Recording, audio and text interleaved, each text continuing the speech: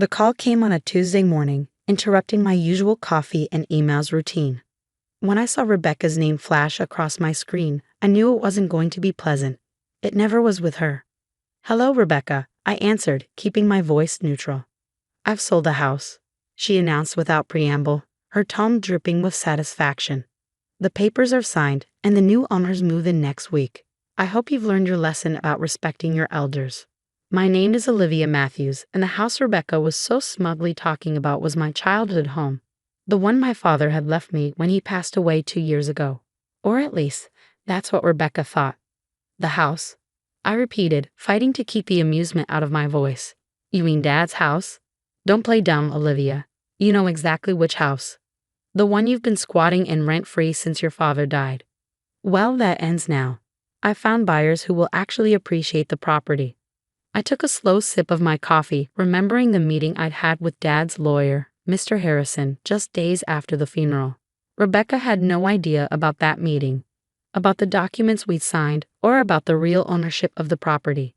"That's interesting," I said carefully. "And you're sure everything's legal?" She scoffed. "Of course it's legal. I'm his widow, and the house was in his name.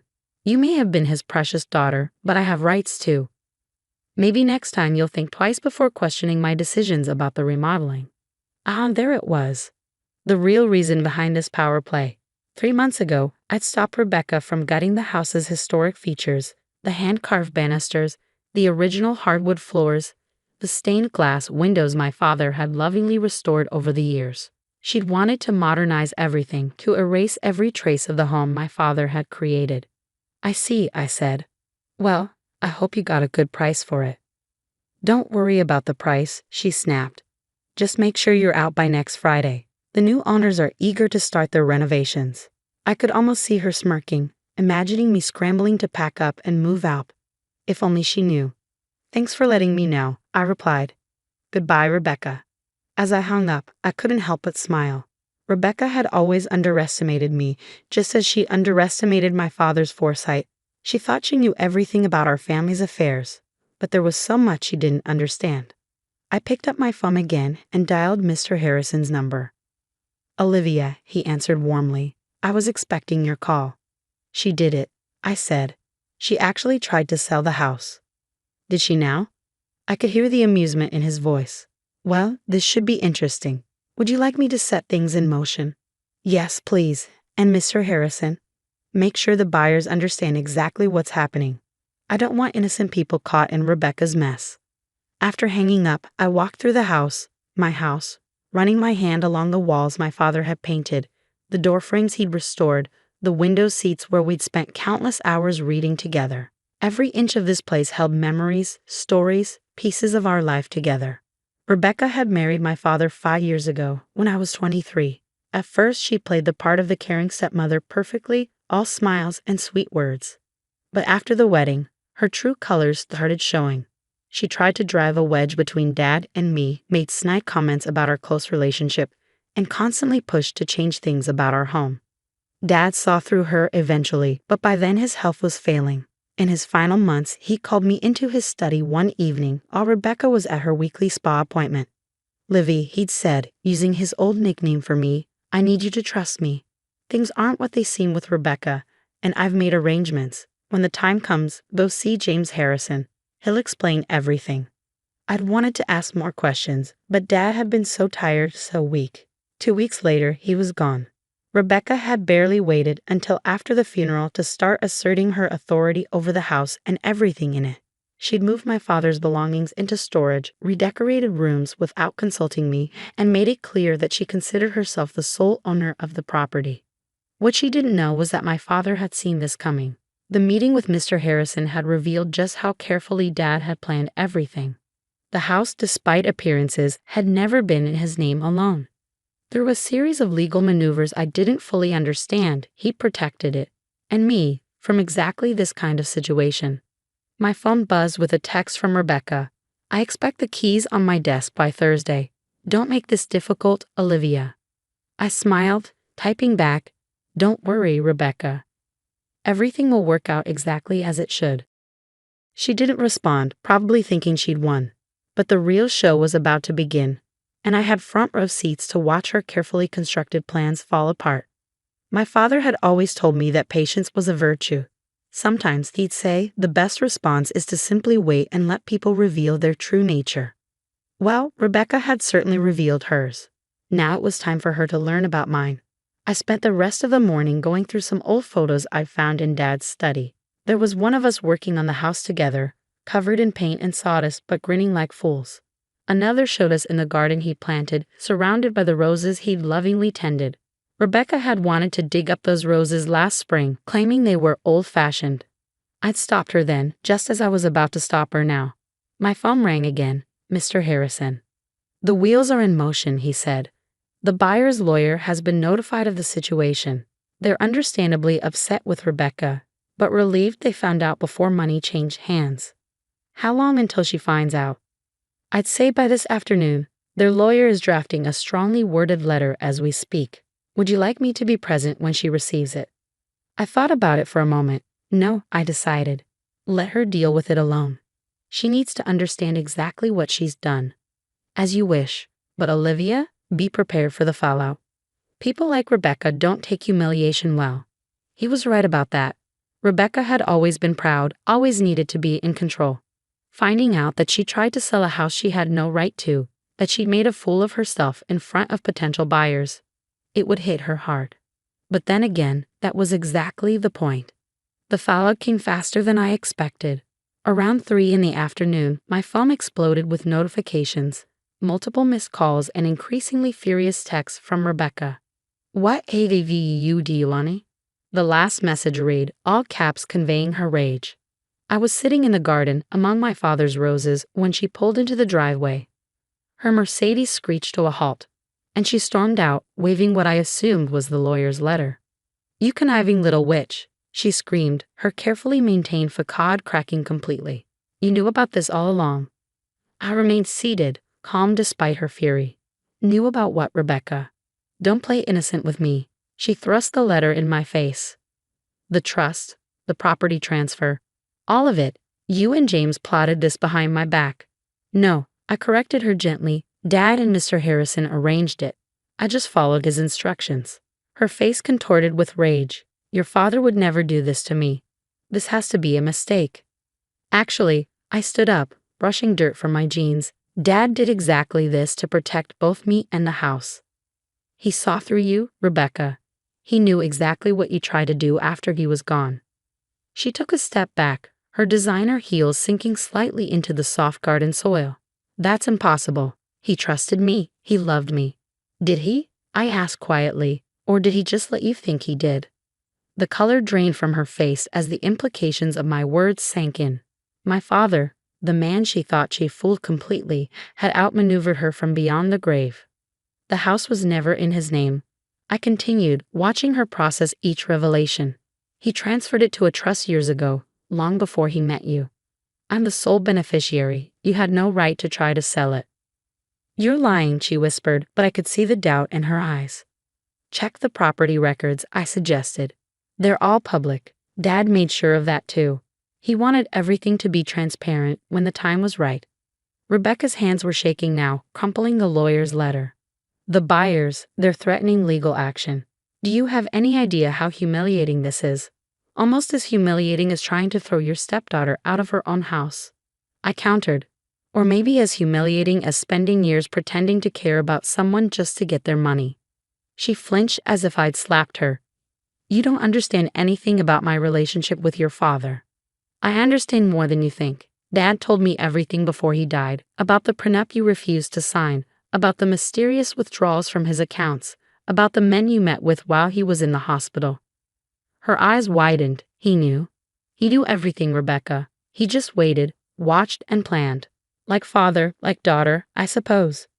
She took another step back, her expensive suit now stained with garden dirt. "This isn't over," she threatened, but her voice lacked conviction. "Actually, it is," I replied, pulling out my phone. "I've recorded this entire conversation. Would you like me to add it to the file Mr. Harrison is building about your attempts to illegally sell property you don't own?" For the first time since I'd known her, Rebecca was speechless. She stood there, surrounded by my father's roses, looking completely lost. I'll make this simple, I said. Leave. Leave the house, leave me alone, and most importantly, leave my father's memory alone. If you try anything else, any more schemes, any more attempts to take what isn't yours, everything comes out. The affairs, the money, all of it. You wouldn't dare, she hissed. It would damage your precious father's reputation. I smiled, channeling the same quiet strength I'd always admired in Dad. His reputation can handle the truth, Rebecca. Can yours? She stared at me for a long moment, calculation visible in her eyes. Finally, her shoulders slumped slightly. Fine, she spat. Keep the house. Keep your little victory, but don't think this means you've won. I already have, I said simply. I won the moment Dad saw you for who you really are. She turned and stormed back to her car, her heels sinking into the grass with each angry step. As she drove away, I noticed she dropped a lawyer's letter in the garden. Picking it up, I smoothed out the crumpled paper. The legal language was complex, but the message was clear. Rebecca had no claim to the house, had never had any claim to it, and her attempt to sell it constituted fraud. My phone buzzed. A text from Mr. Harrison. How did she take it? About as well as we expected, I replied. But I think she's done. Your father would be proud, he wrote back. He always said you were stronger than anyone knew. I looked around the garden, at the roses Dad had tended so carefully, at the house he protected so thoroughly. He'd known this day would come, had prepared for it in ways I was only beginning to understand. Rebecca had thought she was teaching me a lesson about respect. Instead, she'd learned one about underestimating people, both the living and the dead. The weeks following Rebecca's confrontation brought unexpected changes. The house felt different somehow, lighter, as if a shadow had been lifted. I spent my evenings restoring rooms to their original state, undoing Rebecca's hasty modernization attempts. One evening, while sorting through boxes in Dad's study, I found a letter addressed to me in his familiar handwriting. The envelope was dated just days before his death. My hands trembled as I opened it. My dearest Livy, if you're reading this, then everything has played out as I expected. Rebecca has probably tried to take the house by now, and you've learned of the trust arrangements I made with James. I'm sorry I couldn't tell you everything while I was alive. Rebecca was watching too closely, and I needed her to believe she had won. You see, I discovered her true nature about a year into our marriage, but by then she had already shown her hand. The mysterious illness that landed me in the hospital? Not so mysterious after all.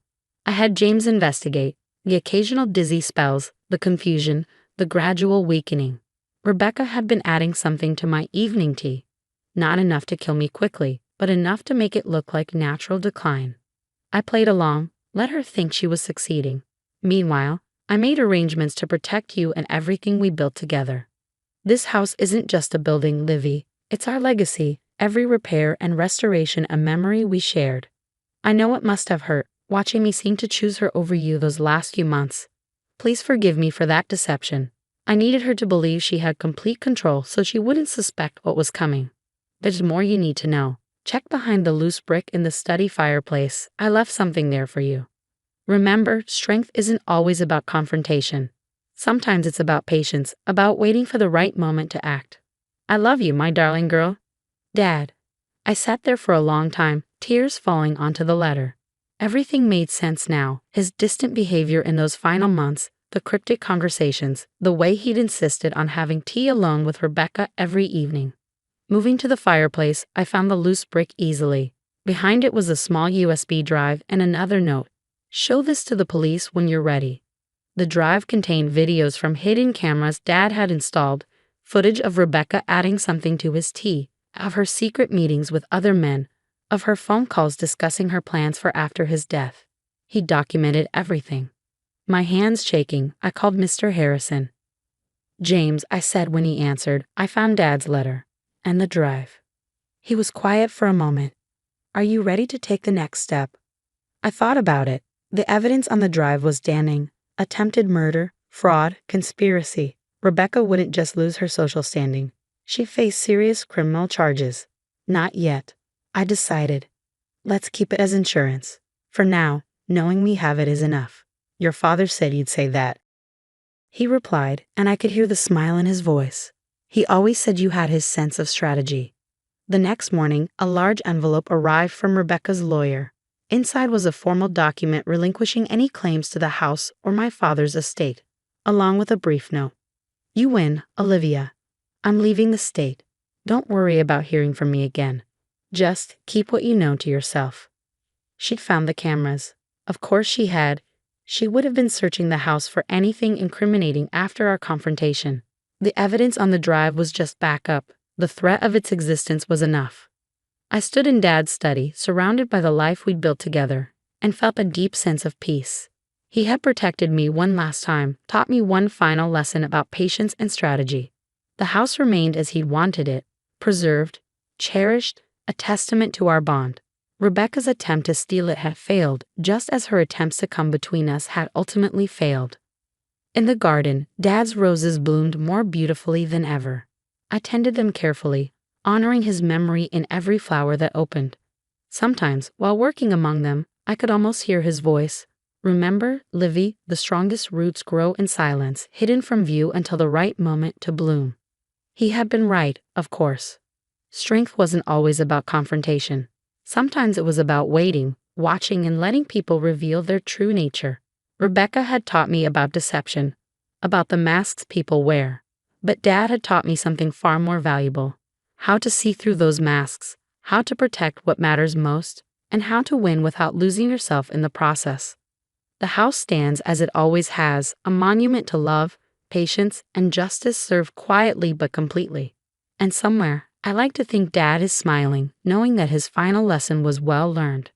As for the USB drive, it remains behind that loose brick, a silent guardian ensuring that some stories stay buried, at least for now. After all, as Dad always said, timing is everything.